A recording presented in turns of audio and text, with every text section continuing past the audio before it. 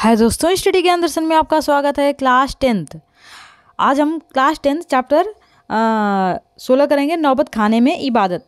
नौबत खाने में इबादत क्लास 10th का है और इसमें हम इसकी समरी भी करेंगे, प्रश्न उत्तर करेंगे और इसके जो भी लेखक परिचय रहेगा उसके बारे में भी करेंगे। तो स्टार्ट करते हैं। इस नौबत खाने में इबादत जो पाठ है यह लिया गया है, इसको लिखने वाले जो हैं यतीन्द्र मिश्र हैं। इनके जीवन परिचय के बारे में थोड़ा सा बता देती हूँ। यतीन्द्र मिश्र का जन्म 1977 में 1977 में राम जन्मभूमि अयोध्या में हुआ था। उन्होंने लखनऊ विश्वविद्यालय से हिंदी में MA किया था। स्वतंत्र लेखक हैं। आजकल वे स्वतंत्र रूप से लेखन करने के साथ साथ और भी अर्धवार्षिक पत्रिकाओं का संपादन भी कर रहे हैं। 1999 से लेकर अब तक वे बिमला देवी फाउंडेशन नामक न्यास का संचालन कर रहे हैं। यह न्यास साहित्य और कलाओं के विकास में संलग्न है। इनकी कुछ रचनाएं हैं। यतीन्द्र मिश्र के 3 काव्य संग्रह प्रकाशित हो चुके हैं। यथा कदा, अयोध्या तथा अन्य कविताएं, ड्योढ़ी पर आलाप। अब इनके बारे में हो गया। चलिए हम क्वेश्चन आंसर करते हैं। इसका पहला प्रश्न है स्क्रीन पे। शहनाई की दुनिया में डुमराव को क्यों याद किया जाता है? डुमराव जो जगह का नाम है उसे क्यों इतना ज़्यादा याद किया जाता है शहनाई के नाम लेते ही? उत्तर है, शहनाई की दुनिया में डुमराव को याद किए जाने का मुख्यतया 2 कारण हैं। शहनाई बजाने में जिस रीढ़ का प्रयोग किया है वह डुमराव में ही सोन नदी के किनारे मिलती है। इस रीढ़ के बिना शहनाई बजाना मुश्किल होता है। शहनाई की मंगल ध्वनि जो होती है वह नायक बिस्मिल्लाह खां की जन्मस्थली डुमराव है। कहने का तात्पर्य है कि डुमराव के रहने वाले हैं कौन? बिस्मिल्लाह खां। और बिस्मिल्लाह खां जो शहनाई वादक हैं, बहुत ही प्रसिद्ध शहनाई वादक हैं। इन्हें भारत रत्न भी मिल चुका है। और जो इसमें क्वेश्चन में जो पूछा है कि डुमराव क्यों प्रसिद्ध है, तो डुमराव के रहने वाले जो थे कौन थे? बिस्मिल्लाह खां। और वहीं पे एक शहनाई बजाने का रीढ़ मिलता है डुमराव में, सोन नदी के किनारे। वो जैसे घास के टाइप में होता है, बड़े बड़े, थोड़ा उसको काट कर उसके सहारे से बनाया जाता है, उसी से बजाया जाता है। तो वो वहीं पे मिलता है, उस सोन नदी के किनारे पे ही मिलता है, इसलिए वहाँ फेमस है। प्रश्न 2 है, बिस्मिल्लाह खां को शहनाई की मंगल ध्वनि का नायक क्यों कहा गया है? क्योंकि आपको पता है कि शहनाई तो किसी मंगल कार्य में, शादी विवाह या पूजा पाठ में बजाई जाती है और शहनाई बजाने का सबसे उस्ताद बिस्मिल्लाह खां को कहा जाता है, इसीलिए। उत्तर है, बिस्मिल्लाह खां को शहनाई की मंगल ध्वनि का नायक इसीलिए कहा गया है क्योंकि शहनाई की ध्वनि मंगलदायी मानी जाती है। इसका वादन मांगलिक अवसरों पर किया जाता है। बिस्मिल्लाह खां 80 बरस से भी अधिक समय तक शहनाई बजाते रहें। उनकी गणना भारत के सर्वश्रेष्ठ शहनाई वादक के रूप में की जाती है। उन्होंने शहनाई को भारत ही नहीं विश्व में लोकप्रिय बनाया। शहनाई सबसे सुंदर बजाने वाले कौन थे? बिस्मिल्लाह खां थे। और बिस्मिल्लाह खां शहनाई के नाम से वह बहुत ही फेमस है और शहनाई कभी भी शुभ अवसरों पे बजाई जाती है। सुशिरवादों से क्या अभिप्राय है? शहनाई को सुशिरवादों में शाह की उपाधि क्यों दी जाती है? उत्तर है, सुशिरवादों से अभिप्राय उन वादों से है जिनमें सुराख होते हैं, छोटे छोटे होल होते हैं, जिनमें फेंक मारकर बजाया जाता है। फूंकते हैं तो बजता है। शहनाई, बांसुरी, श्रृंगी आदि सुशिरवाद के अंतर्गत आते हैं। ध्यान से सुनिए, शहनाई, बांसुरी, श्रृंगी, ये जितनी भी चीज़ें जब मुंह से उसको फूंकते हैं तो उस यंत्रों में, जो वाद्य यंत्र होते हैं उसमें जगह जगह होल होते हैं, उसमें से वो आवाज़ें निकलती हैं और उसी से वो बहुत ही सुंदर और सुरीली आवाज़ बन जाती है।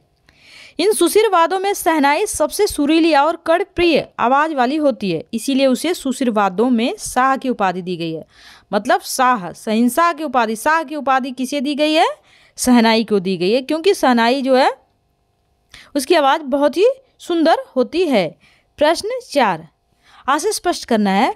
फटा सुर न बख लुंगिया का क्या है? आज फटी है तो कल सी जाएगी। लुंगिया का अर्थ होता है जो 1-2 मीटर के करीब होता है, जो गांव में लोग उसको फेटा मार के पहनते हैं, कॉटन का होता है। मेरे मालिक सुर बख्श दे। सुर में वह तासीर पैदा करके आंखों से सच्चे मोती की तरह अनगढ़ आंसू निकल आए। कहते हैं जब उनको फटी लुंगी देखकर किसी ने कहा कि अरे आप फटी लुंगी क्यों पहने हैं, आपको तो भारत रत्न मिला है। वो कहते हैं फटी लुंगिया का क्या है, अगर ईश्वर ने शहनाई का बहुत बड़ा मुझे वो बना दे और सुर दे दे ईश्वर, वही मेरे लिए सबसे बड़ा है। लुंगिया का क्या है, लुंगी तो सिल जाती है, फट गई तो सिल देंगे, उसमें क्या है। उत्तर है बिस्मिल्लाह खां को दुनिया उनकी शहनाई के कारण जानती है, लुंगी के कारण नहीं। वे खुदा से हमेशा सुरों का वरदान मांगते हैं। कहते हैं हे खुदा, मुझे देना है तो सुरीली आवाज़ दो, मधुर आवाज़ दो, मधुर शहनाई बजाने वाला मुझे बना दो। उन्हें लगता है कि अभी वे सुरों को बरतने के मामले में पूर्ण नहीं हो पाए हैं। ऐसा कुछ लोग जो बहुत अच्छे लोग होते हैं, वो कितना भी उनके अंदर गुण हो लेकिन फिर भी सोचते हैं हे ईश्वर मेरे अंदर और गुण भरो। यदि खुदा ने उन्हें ऐसा सुर और कला न दी होती तो वे प्रसिद्ध न हो पाते। फटे सुर को ठीक करना असंभव है, बहुत मुश्किल है, पर फटे कपड़े आज नहीं तो कल सिल सकते हैं। फटा कपड़ा तो सिल भी सकते हैं, नया ला भी सकते हैं, लेकिन अगर आवाज़ फटी हो तो उसे सिलना मुश्किल है। ख है बिस्मिल्लाह खां महान कलाकार हैं, उन्हें अभिमान छू भी न गया। सफलता के शिखर में पहुंचने के बाद भी वे खुदा से ऐसा सुर मांगते हैं जिसे सुनकर लोग आनंदित हो उठते हैं। इस आनंद से उनका प्रेम रोम रोम भीग जाए, उनकी आंखों से आनंद के आंसू बह जाएं। वह ईश्वर से हमेशा सुरीली आवाज़ मांगते हैं। प्रश्न है 5, काशी में हो रहे कौन से परिवर्तन बिस्मिल्लाह खां को व्यथित करते हैं। क्या उसमें काशी में, बनारस में क्या ऐसी चेंजिंग हो रही है, क्या परिवर्तन हो रहा है जो उन्हें काफ़ी बात सताती है। समय के साथ साथ काशी में अनेक परिवर्तन हो रहे हैं, बिस्मिल्लाह खां को दुखी करते हैं। पक्का जो महल में मलाई बर्फ़ वाले गायब हो रहे हैं, मलाई बर्फ़ और जो कुल्फ़ी जैसे चीज़ें थी वह गायब हो रही हैं, पहले जैसा वो मज़ा नहीं है। गुलसुम की कचौड़ियाँ और जलेबियाँ अब नहीं मिलती हैं, क्योंकि गुलसुम जो था वो बेचता था, कचौड़ी बेचता था। गुलसुम ये पात्र है, गुलसुम और जलेबी, वो अब कहाँ। संगीत और साहित्य के प्रति लोगों में वैसा मान सम्मान नहीं है, पहले जैसा लोगों में उतना मान नहीं रह गया है। गायकों के मन में संगतकारों के प्रति सब सम्मान भाव नहीं है। संगतकार का मतलब होता है जो पीछे टेरी भरता है, मेन गायक गाता है और पीछे जो टेरी भरता है उसको संगतकार कहते हैं। तो कहने का तात्पर्य है अब के लोग पीछे गाने वाले को उतना महत्व नहीं देते हैं, लेकिन पहले लोग बहुत महत्व देते थे। अब जो मेन गायक था उसे भी महत्व और पीछे जो गाते थे उसे भी महत्व दिया जाता था। पर ज़माना बदलता गया और आज जो सामने है, जो आगे है, जो लीडर है, उसी को सम्मान दिया जाता है। हिंदू मुसलमानों में सांप्रदायिक सद्भाव में कमी आ रही है, वो भेदभाव आ रहा है। हिंदू मुस्लिम सिख ईसाई, अब धर्मों में भेदभाव, जात पात, ये सारी चीज़ें आ रही हैं, पहले ऐसा नहीं था। पाठ में आए किन प्रसंगों के आधार पर आप कह सकते हैं कि बिस्मिल्लाह खां मिलीजुली संस्कृति के प्रतीक थे, वे वास्तविक अर्थों में एक सच्चे इंसान थे। उत्तर है बिस्मिल्लाह खां अपने धर्म अर्थात मुस्लिम धर्म के प्रति समर्पित इंसान थे। वे नमाज पढ़ते, सिजदा करते, खुदा से सच्चे सुर की नेमत मांगते, सच्चा सुर मांगते, हे ईश्वर मुझे सच्चा सुर दे दो, मधुर स्वर दे दो। इसके अलावा वो हजरत इमाम हुसैन की शहादत पर 10 दिनों तक शोक प्रकट करते। हजरत इमाम हुसैन ये पात्र हैं इसके, वह वहाँ पे क्या करते, 10 दिनों तक वहाँ पे शोक प्रकट करते।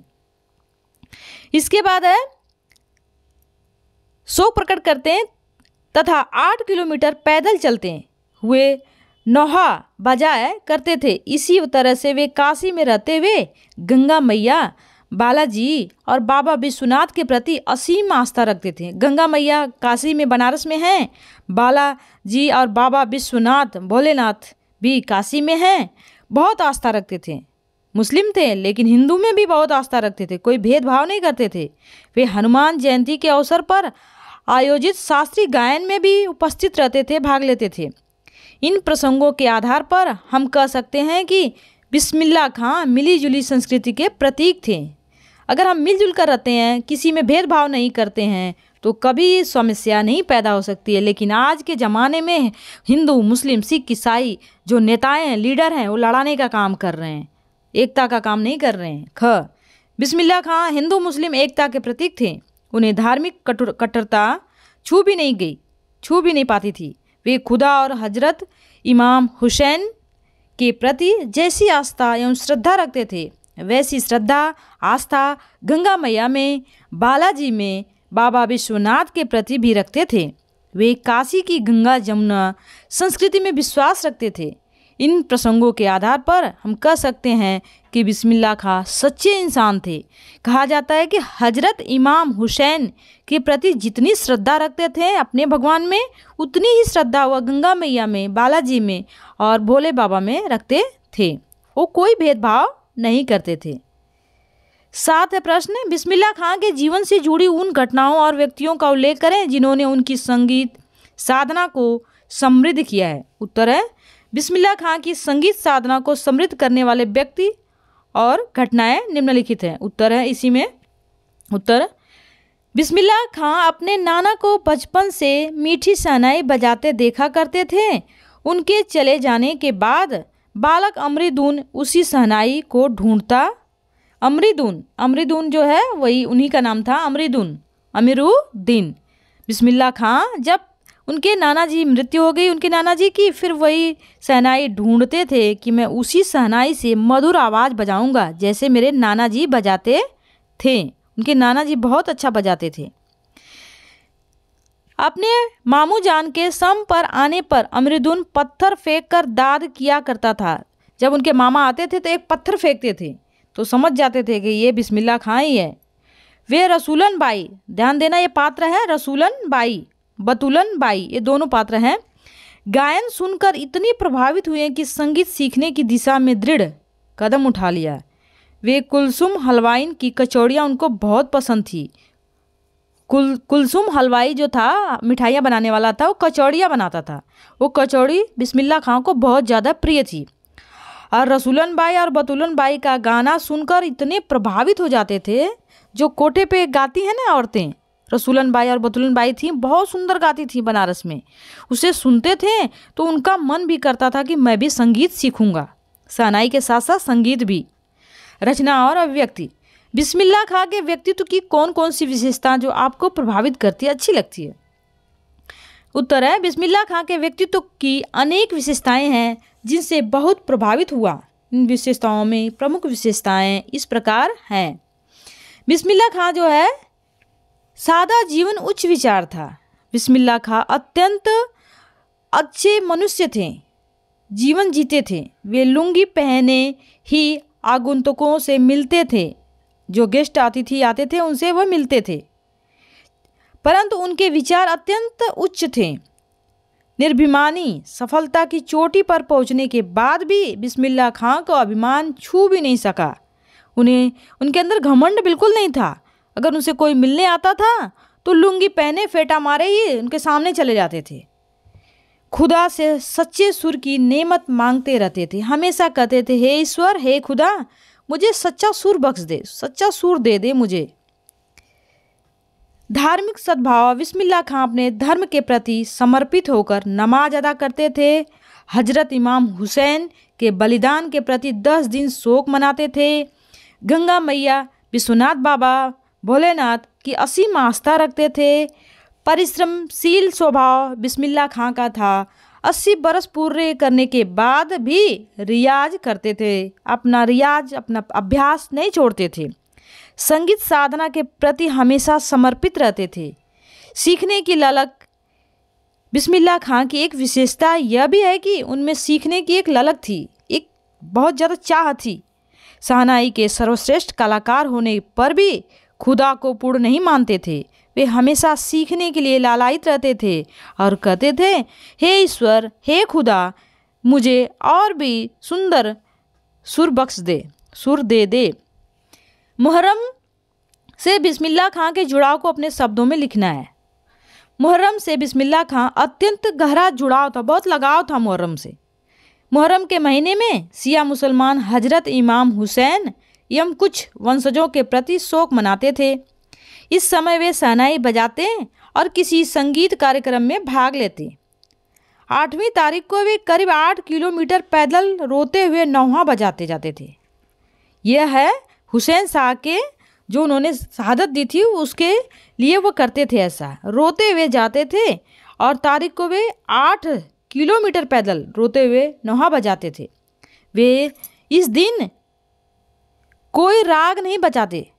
इस प्रकार वे एक सच्चे मुसलमान की भांति मुहर्रम से सच्चा लगाव था, प्रेम था। वह हर धर्म को महत्व देते थे। अन्य पाठ्य प्रश्न हल है, ये भी इम्पोर्टेंट है। अमरुद्दीन के मामा की दिनचर्या की शुरुआत कैसे होती थी? अमरुद्दीन के मामा जो जाने माने शहनाई वादक थे, उनकी दिनचर्या बालाजी के मंदिर से होती थी। वो सर्वप्रथम मंदिर की ड्योढ़ी पर सीढ़ियों पर बैठ जाते थे और बदल बदल कर मुल्तानी, कल्याणी, ललित का भी भैरव राग सुनाते रहते थे। मुल्तानी, कल्याणी, ललित ये सब अलग अलग राग है, स्वर है। इसके बाद ही वे विभिन्न रियासतों के दरबार में शहनाई बजाया जाया करते थे। पहले तो सीढ़ियों पे वो अपना काम करते थे, मंदिरों की सीढ़ियों पे बैठकर, फिर इसके बाद किसी दरबार में जाते थे। रीढ़ क्या है? शहनाई के लिए इसकी क्या उपयोगिता है? रीढ़ एक प्रकार की घास नरकट से बनाई जाती है या बिहार के डुमराव में सोन नदी के किनारे पाई जाती है। अंदर से पोली खोखली होती है, अंदर से एकदम खोखला होता है, जैसे बम्बू होता है ना, बांस होता है, उसको गांठ से कट कर देते हैं तो एकदम होल हो जाता है, वैसे ही रहता है वो भी। इसी के सहारे शहनाई में हवा फेंकी जाती है, फूकी जाती है, इसी की मदद से शहनाई बजती है। यदि रीढ़ न हो तो शहनाई बजना कठिन हो जाएगा। रीढ़ की सहायता से शहनाई बजती है, अगर रीढ़ नहीं है तो शहनाई बजेगी ही नहीं। बिस्मिल्लाह खां बालाजी मंदिर क्यों जाया करते थे? वे किस रास्ते में मंदिर जाया करते थे? किस रास्ते से? बिस्मिल्लाह खां उत्तर है शहनाई रियाज के लिए, प्रैक्टिस के लिए प्रतिदिन नियमित रूप से बालाजी के मंदिर पे जाया करते थे। वे मंदिर के पहुँचते वहाँ रसूलन बाई और बतूलन बाई के घर के पास से जाने वाले रास्ते का प्रयोग करते थे। जिधर वो लोग गाती थी उधरी रास्ते से उनको जाना पसंद था। उन्हें इस रास्ते से जाना अच्छा लगता था। रास्ते न जाने कितने तरह के बोल बनाओ, कभी ठुमरी, कभी दादरा, कभी टप्पे आदि वह सुना करते थे। वे मंदिर पहुँचते थे, मतलब उस रास्ते से ज़्यादा वो इसलिए जाते थे। रसूलन बाई, बतूलन बाई 2 गायिका थीं, कोठे पे रहती थी और वो बहुत सुंदर गाती थी। उनके गीत सुनकर वह मुग्ध हो जाते थे और वहाँ पे तमाम सुंदर सुंदर ठुमरी, दादरा, टप्पे सब सुंदर गाने के लिए, सुनने के लिए मिलता था। इसमें है अगला प्रश्न 4 है, इतिहास में शहनाई का उल्लेख किस तरह मिलता है? वैदिक इतिहास में शहनाई का उल्लेख नहीं मिलता है। संगीत शास्त्रों में इसे सुशिरवाद के रूप में गिना जाता है। सुशिरवाद, इसको सुशिरवाद शहनाई को कहते हैं। ध्यान देना है, शहनाई सुशिरवाद अगर कहे तो आप समझ सकते हैं। अरब देश में नरकट या रीढ़ वाले वाद्य यंत्र जो बजाते हैं नए कहा जाता है। शहनाई की सुशिरवादों में शाह की उपाधि प्रदान की गई है। 16वीं शताब्दी के उत्तरार्ध में तानसेन द्वारा रचित बंदिश में शहनाई आदि का उल्लेख मिलता है। तानसेन जो थे वह रचित बंदिश में शहनाई आदि का उल्लेख करते थे। तानसेन बजाते थे उस समय बंदिश में। 5वां प्रश्न है, बिस्मिल्लाह खां अपने खुदा से सजदे से क्या मांगते? इससे उनकी व्यक्तित्व की किस विशेषता का पता चलता है? आपको पता है बिस्मिल्लाह खां जो थे वह हमेशा अपनी संगीत कला में निखार लाने के लिए खुदा से सच्चे सुर नेमत मांगा करते थे। हे खुदा, मुझे सच्चा सुर बख्श दे, सच्चा सुर दे दे।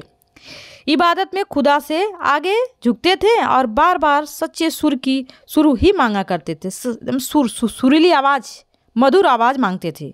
इससे बिस्मिल्लाह खां की विनम्रता, सीखने की ललक जैसी का पता लगता है। हमें अगर किसी चीज़ को सीखने की ललक हो, चाह हो, तो हम क्यों नहीं सीख सकते हैं? कठिन से कठिन काम को भी सीख सकते हैं। प्रश्न 6, बिस्मिल्लाह खां की तुलना कस्तूरी मृग से क्यों की गई है? कस्तूरी मृग जो होता है वो उसके अंदर ही वो होता है, उसकी नाभि में ही वह सुगंध होती है हिरन के, लेकिन वह उस सुगंध की चाह में हिरन यहाँ वहाँ भटकता है, दौड़ता है, लेकिन उसे पता नहीं होता है कि यह सुगंध उसके अंदर से ही निकल रही है।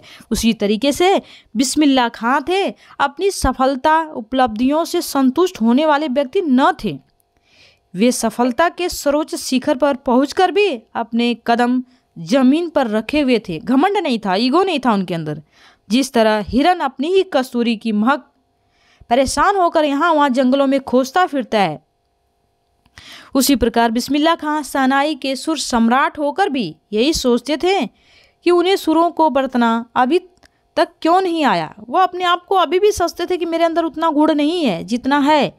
जैसे हिरन सुगंध की तलाश में भटकता है जंगलों में, लेकिन वह सुगंध उसके अंदर होती है। वैसे ही बिस्मिल्लाह खां भी थे। अगला प्रश्न है, बिस्मिल्लाह खां अपनी जवानी के दिनों के किन यादों में खो जाया करते थे? उत्तर है, बिस्मिल्लाह खां अपने जवानी के दिनों में निम्न यादें हैं। वे अपने युवा अवस्था में रिवाज को कम, जुनून को अधिक याद करते थे। अगला है, वे पक्का महाल की कुलसुम हलवाई, उनको कुलसुम हलवाई, जो कुलसुम उसका नाम ही था कुलसुम हलवाई की कचौड़ियाँ बहुत प्रसिद्ध थी, बहुत अच्छी लगती थी। कुलसुम हलवाई, ध्यान देना है, बिस्मिल्लाह खां को कुलसुम हलवाई जो बनाता था, कचौड़ी बनाता था, बेचता था, वो बहुत पसंद थी। वे गीता बाली और अपनी पसंदीदा अभिनेत्री सुलोचना की याद में खो जाते थे। जैसे हम लोग आजकल के अभिनेत्री हीरो हीरोइन को बहुत पसंद करते हैं, कोई न कोई किसी का पसंदीदा होता है, उसी तरीके से बिस्मिल्लाह खां जो थे वह उनके ज़माने में गीता बाली अभिनेत्री थी और दूसरी सुलोचना। वो बहुत सुलोचना की पिक्चरें अगर लग जाती थी थिएटर में तो किसी तरीके से भी पैसा का जुगाड़ करके चले जाते थे। उनकी सबसे पसंदीदा हीरोइन अभिनेत्री सुलोचना गीता बाली थे। सुलोचना के नाम पे तो एकदम फिदा हो जाते थे। 8वां, बिस्मिल्लाह खां फिल्म देखने के अपने शौक़ को किस तरह पूरा किया करते थे? बिस्मिल्लाह खां फिल्म देखने के जुनूनी थे, बहुत पसंद था उन्हें फिल्म देखना, पिक्चर देखना। 3rd क्लास का टिकट 6 पैसे का मिलता था, उस समय सिर्फ 6 पैसे का मिलता था, 6 पैसे का। वे 2 पैसे मामू से, 2 पैसे मौसी से, मौसी से 2 पैसे, मामू से 2 पैसे लेते थे और 2 पैसे नानी से लेते थे और घंटों लाइन में लगकर टिकट हासिल करते थे पिक्चर देखने के लिए। सुलोचना की नई फिल्म सिनेमा हॉल में आते ही बालाजी मंदिर पर शहनाई बजाने से होने वाली आमदनी लेकर फिल्म देखने चल पड़ते थे। जो मंदिर के ड्योढ़ी पर सीढ़ियों पर बैठकर जो शहनाई बजाते हैं, अगर कोई भी कुछ दे देता था, उन्हीं पैसों को लेकर मामा से 2 पैसे, अपने मौसी से 2 पैसे, नानी से 2 पैसे लेकर सुलोचना की पिक्चर देखने के लिए निकल जाया करते थे। उन्हें पिक्चर सुलोचना की बहुत पसंद थी, बहुत चाव से देखते थे। उस्ताद बिस्मिल्लाह खां काशी विश्वनाथ जी के प्रति अपार श्रद्धा क्यों रखते थे? क्योंकि वो मुस्लिम थे, फिर भी ऐसा क्यों? उस्ताद बिस्मिल्लाह खां जिस तरह अपने धर्म के प्रति समर्पित थे, उसी प्रकार काशी विश्वनाथ के प्रति भी श्रद्धा अपार थी। वे जब भी काशी से बाहर रहते तब विश्वनाथ बालाजी मंदिर की दिशा की ओर मुंह कर कर बैठ जाते थे। अगर कहीं और भी जाते थे तो भी उनको वह जिस प्रकार काशी विश्वनाथ का मंदिर का जो द्वार था उसी तरफ मुंह करके बैठ जाते थे और अपने वाद्य यंत्र को बजाते थे। शहनाई उन्हें समर्पित कर बजाते थे। उनके मन की आस्था बालाजी और बाबा काशी विश्वनाथ में लगी रहती थी। शिव जी में उनकी आस्था थी और हनुमान जी को भी मानते थे। उस्ताद बिस्मिल्लाह खां काशी छोड़कर अन्यत्र क्यों नहीं जाना चाहते थे? उस्ताद बिस्मिल्लाह खां काशी से असीम लगाव था, असीम प्रेम था। बाबा विश्वनाथ बालाजी में उनकी गहन आस्था थी, विश्वास था। उनके पूर्वजों ने काशी में रहकर शहनाई बजाई। बिस्मिल्लाह खां काशी में ही रहकर शहनाई बजाना सीखा, संस्कार अर्जित किया। उनके नाना और मामा का जुड़ाव भी काशी से था, इसीलिए वे काशी को छोड़कर दूसरी जगह अन्यत्र स्थान पे जाना पसंद नहीं करते थे। अगला प्रश्न है, आज के युवाओं को बिस्मिल्लाह के चरित्र से क्या सीख मिलती है? बिस्मिल्लाह खां के चरित्र से आप क्या सीखते हैं? उत्तर है, बिस्मिल्लाह खां का अत्यंत सादगी भरा जीवन था। वे सफलता के शिखर पर पहुंचने के बाद भी घंटों रिवाज अभ्यास करते थे, प्रैक्टिस करते थे। वे बनाव श्रृंगार पर ध्यान न देकर लक्ष्य की प्राप्ति करते थे। वह सजना धजना नहीं चाहते थे, उन्हें तो अपना लक्ष्य प्राप्त करना होता था। उनके चरित्र से युवाओं को फैशन एवं श्रृंगार से दूर रहकर सफलता लक्ष्य की प्राप्ति की ओर ध्यान लगाने, परिश्रमी बनने तथा निरंतर अभ्यास करने की सीख लेनी चाहिए। ऐसे लोगों से हमें सीखना चाहिए जीवन में आगे बढ़ने के लिए। नौबत खाने में इबादत नामक पाठ में निहित संदेश स्पष्ट कीजिए। मतलब इससे क्या हमें संदेश मिलता है? नौबत खाने में इबादत नामक पाठ में एक और सादगीपूर्ण जीवन जीने का संदेश है, दूसरी ओर निरंतर अभ्यास करने के अलावा धार्मिक कट्टरता त्याग कर धार्मिक उदारता बनाए रखने, दूसरे धर्मों का आदर करने, अभिमान न करने, सफलता मिलने पर भी जमीन पर पांव टिकाए रखने तथा ईश्वर के प्रति कृतज्ञ बनाए रखने का संदेश मिलता है। अब्दुल बिस्मिल्लाह खां से हमें यही संदेश मिलता है। वह धर्म को, सभी धर्मों को समान मानते थे। वह सादगी भरा जीवन जीते थे। वह बहुत ज़्यादा निरंतर अभ्यास करते थे, प्रैक्टिस करते थे। सफलता पाने पर भी उनके पांव जमीन पर थे। घमंड नहीं था, ईश्वर में कृतज्ञता थी, आस्था थी, विश्वास था। उनमें कोई युगों की भावना नहीं थी, घमंड नहीं था। इसीलिए हमें अभ्यास हमेशा करना चाहिए। अगर कोई चीज़ हमें नहीं आती है तो अभ्यास अति आवश्यक है। करत करत अभ्यास के जड़मत होत सुजान, रसरी आवत जात पर सिल पर पड़त निशान। तो रसरी आते जाते रहती है और पत्थर घिस जाता है, और एक दिन हमें उसी तरीके से जैसे पत्थर घिस सकता है तो इंसान क्यों नहीं बदल सकता, क्यों नहीं सीख सकता है। अगर हम साइकिल चलाएंगे तो 10 बार गिरेंगे, लेकिन साइकिल तो सीख ही लेंगे। पाठ का सार बता देती हूँ मैं जल्दी से। अगर आपको पाठ का सार सुन लेंगे तो आप, अगर पाठ नहीं भी पढ़ेंगे, विस्तार से बताऊंगी मैं आपको पाठ का सार। नौबत खाने में इबादत, प्रसिद्ध शहनाई वादक बिस्मिल्लाह खां के जीवन पर आधारित यह पाठ है। बालाजी के मंदिर में शहनाई वादन 1916 से 1922 तक समय काशी के पंचगंगा घाट पर बालाजी के मंदिर। ड्योढ़ी का मतलब होता है सीढ़ियों पर बैठकर मंगल ध्वनि आ रही है। अमीरुद्दीन यानी अब्दुल्ला खां, ध्यान रहे अमीरुद्दीन नाम जो है वह अब्दुल्ला खां का नाम है। ये क्वेश्चन पूछ भी सकता है कि अब्दुल्ला खां का नाम क्या था, तो आपको बताना है अमीरुद्दीन पात्र हैं। 6 साल का और बड़ा भाई शमसुद्दीन, ध्यान देना इनका नाम अमीरुद्दीन था और बड़े भाई का नाम शमसुद्दीन। 9 साल के थे उनके मामू जान सादी हुसैन, और मामा का उनके नाम सादी हुसैन था। अली बख्श देश के जाने माने शहनाई वादक हैं। वे अपने दिन की शुरुआत बालाजी के मंदिर के सीढ़ियों से करते थे। मुल्तानी, कल्याण, ललित, भैरवी राग ये सभी गाने के सुर होते हैं। मुल्तानी, कल्याणी, ललित, भैरवी। अमीरुद्दीन को कुछ नहीं पता कि राग किस चिड़िया का नाम है।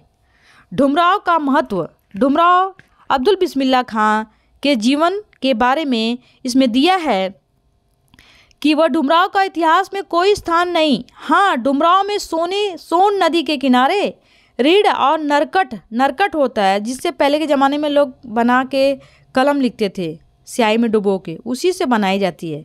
इनका शहनाई वादन में बहुत उपयोग होता है। इस प्रकार शहनाई डुमराव का आपस में गहरा संबंध है।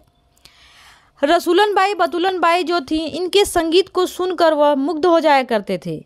अमीरुद्दीन 14 वर्ष के थे, उसी प्रतिदिन बालाजी के मंदिर में रियाज करते थे, अभ्यास करते थे, और वह उस रास्ते को पसंद करते थे क्योंकि रसूलन बाई बतुलन बाई वह गाना दोनों बहनें गाती थी, और सुबह सुबह उस गाने को सुनने के लिए वो उसी रास्ते से जाया करते थे।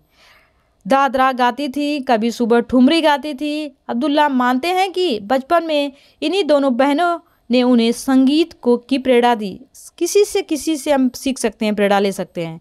तो दोनों बहनें गाती थी और ये उसी आवाज़ को सुनकर इनको भी सीख मिली है इस चीज़ की।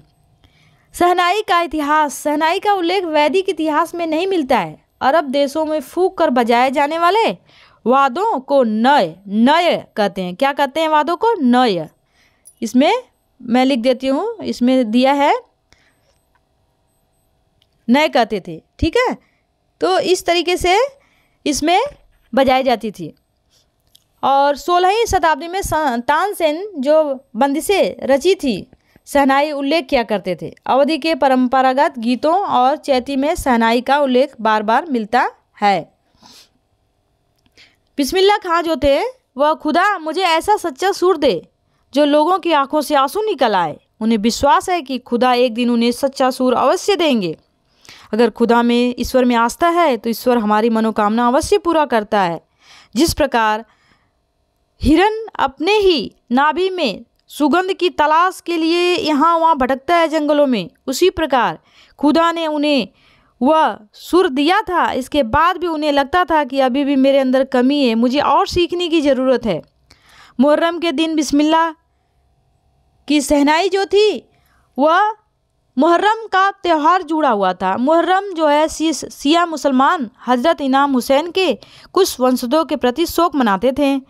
उनके यहाँ कोई संगीत कार्यक्रम होता न शहनाई बजाई जाती थी। उस दिन 8वीं तारीख को अब्दुल दाल मंडी में फातमान से 8 किलोमीटर की दूरी तक पैदल चलकर शोक मनाते थे।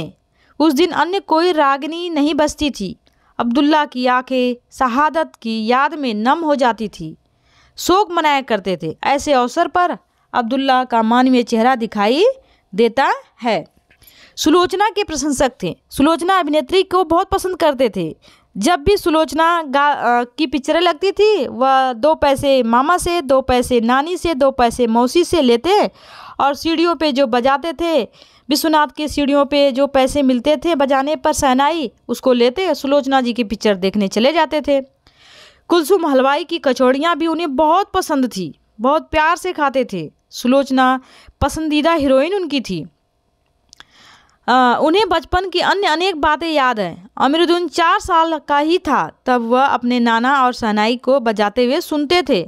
उनके जाने पर वह शहनाई की भीड़ से नाना की मीठी वाली शहनाई खोजते थे कि नाना कहाँ रखे हैं वह शहनाई जो बजाते थे। मामू शहनाई बजाते हुए सम पर आते थे तो अब्दुल्ला धड़ से एक पत्थर जमीन पर मारते थे। सम का मतलब जब वो खूब ज़्यादा उनके मामा शहनाई खूब मस्त सुरीली आवाज़ में बजाते बजाते तेज़ आवाज़ होने लगती थी पर धड़ से पत्थर फेंकते मामू जान रुक जाया करते थे, उन्हें डिस्टर्ब करते थे। अब्दुल्ला खां को बचपन में फिल्म देखने का बेहद शौक़ था। वह मामू, मौसी, नानी, नाना सबसे 2-2 पैसे लेते थे, लंबी लाइन लगाते थे, फिल्म देखने के लिए चले जाते थे। सुलोचना की कोई भी फिल्म लगे उसे बिल्कुल नहीं छोड़ते थे। कुलसुम की जो देसी घी की जो कचौड़ी बनती थी वह बहुत उन्हें पसंद थी और बालाजी के प्रति असीम श्रद्धा भी थी, बहुत ज़्यादा श्रद्धा थी। काशी में संगीत आयोजन प्राचीन काल से होता चला आ रहा है। हनुमान जयंती के अवसर पर संकट मोचन मंदिर पर हर साल अब्दुल्ला उपस्थित रहते थे और खां साहब की काशी विश्वनाथ के प्रति अपार श्रद्धा थी। जब भी कहीं काशी से बाहर जाते थे तो काशी विश्वनाथ के मंदिर की तरफ मुंह करके ही बैठते थे, चाहे वो कितना ही दूर चले जाएं। काशी और अब्दुल्ला का अटूट संबंध था। अब्दुल्ला कहते हैं कि शहनाई और काशी में बढ़कर हमारे लिए जन्नत कोई नहीं है। हमारे यहाँ पुरखों ने बाला जी का मंदिर शहनाई बजाई है। हम यहाँ के मंदिर में शहनाई गंगा मैया को छोड़कर कहीं नहीं जाएंगे। काशी की संस्कृति, पाठशाला, शास्त्रों में आनंद कहाँ मिलेगा? कहीं नहीं मिल सकता है। कलाधर हनुमान, नृत्य विश्वनाथ, कंठ महाराज, विद्याधरी बड़े रामदास, मजूनुद्दीन खां, अब्दुल्ला खां, इन सबसे उपकृत होने वाला रसिक समाज है। यहाँ की अपनी बोली, तहजीब, उत्सव, गम, संगीत, भक्ति, धर्म, कला, कजरी, चैती, विश्वनाथ, बिस्मिल्लाह, गंगाधर द्वार मिलकर एक हो गए हैं। ऐसा इतना पवित्र स्थान कहाँ मिलेगा? इसे छोड़कर मैं कहाँ जाऊँ? कहीं नहीं जा सकता मैं इसे छोड़कर। बिस्मिल्लाह खां की शहनाई अक्सर उत्सवों पर बजाई जाती थी। बिस्मिल्लाह खां की शहनाई जादू के समान लगती थी, सिर पर चढ़ने लगता था। शहनाई में सरगम ताल था, संगम था, राग था। अद्भुत शहनाई सुनकर लोग सुबहान अल्लाह कहते थे, अब्दुल्लाह कहते थे। बिस्मिल्लाह ने अपनी साधना में अजान की तासीर की शहनाई से समा दिया है। देखते देखते 1.5 शतक साज 2 शतक बन गया। वह साजों की कतार में सरताज बन गया। एक दिन बिस्मिल्लाह की शिष्या ने डरते डरते उनसे कहा, बाबा आप भारत रत्न पा चुके हैं, इतनी प्रतिष्ठित हैं, इतना आपका नाम है, फिर फटी तहमद क्यों पहनते हैं? तहमद मतलब लुंगी, फटी तहमद, ध्यान देना, तहमद, तहमद का अर्थ होता है फटी लुंगी।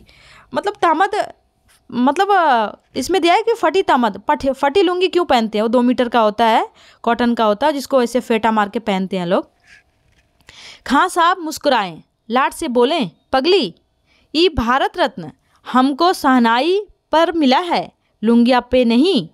तुम लोगों की तरह बनाव सिंगार देखते रहते तो उम्र ही बीत जाती हमारी, हो चुकती शहनाई। फिर बोले, ठीक है बिटिया, आगे से नहीं पहनेंगे फटी हुई लुंगिया।